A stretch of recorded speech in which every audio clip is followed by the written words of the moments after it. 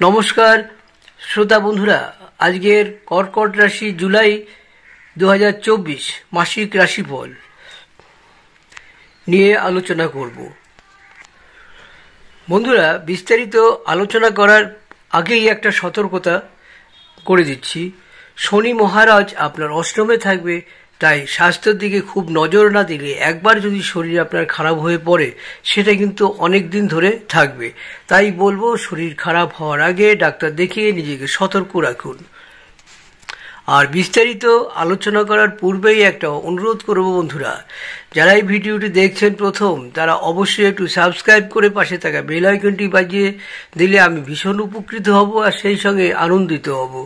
আর like share করে রাখবেন, আমার ভিডিওগুলো পরপর আপনারা পেয়ে যাবেন।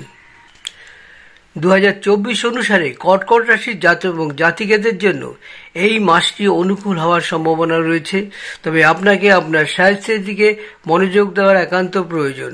পুরো মাস জুড়ে শনি মহারাজ আপনার অষ্টমভাবে বসে থাকবে এবং মাসের প্রথমার্ধে সূর্য এবং শুক্রের মতো গ্রহগুলোও আপনার দ্বাদশ ঘরে বসে থাকবে। এর কারণে স্বাস্থ্য সংক্রান্ত সমস্যার সম্মুখীন হওয়ার সম্ভাবনা রয়েছে। কর্মজীবনের ক্ষেত্রেও আপনার আধিপত্য বজায় থাকবে, আপনার কাজ সেরা হবে এবং আপনি পদোন্নতিও পেতে পারেন। আপনার কাজ নিয়ে আলোচনাও হবে এবং আপনি কিছু বড় পরিবর্তনও পাওয়ার সম্ভাবনা রয়েছে। যারা ব্যবসা করছেন, এই রাশির জাতক জাতিকারা তাদের সাবধানে ধীরে ধীরে এগিয়ে যাওয়ার উচিত এবং মনোনিবেশ করে সব দিক দেখে এগিয়ে যাওয়া দরকার। তাড়াহুড়ো করে কোনো সিদ্ধান্ত নিলে সমস্যা বাড়ার সম্ভাবনা রয়েছে। বিবাহিত জীবনযাপনকারীরা দেবগুরু বৃহস্পতির কৃপায় ভালো জীবনযাপনের সুযোগও পাবেন এবং আপনার দাম্পত্য জীবনও সমস্যা কমতে থাকবে।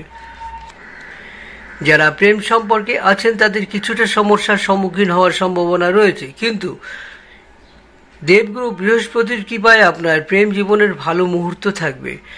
আপনি আপনার প্রেমিককে বিয়ের জন্য প্রস্তাবও দিতে পারেন এবং এতে আপনার প্রেমিকা বা প্রেমিক আপনাকে সম্মতি জানাবেন এবং প্রেমের বিবাহ হওয়ার সম্ভাবনাই রয়েছে।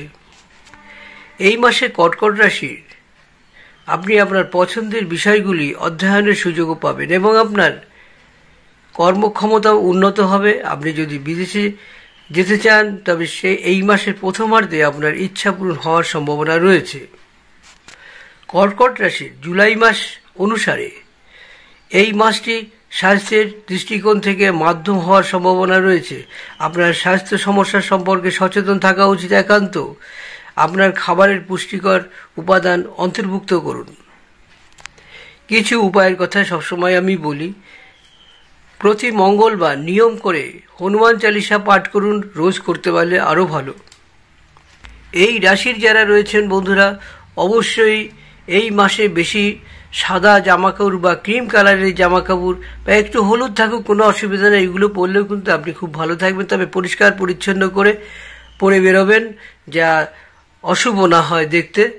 যতটা শুভ করে পড়তে পারবেন ইস্ত্রি ধোপ করে, তবেই কিন্তু আপনি অনেক সুফল পাবেন এবং আপনার মনের অবস্থাও ভালো থাকবে।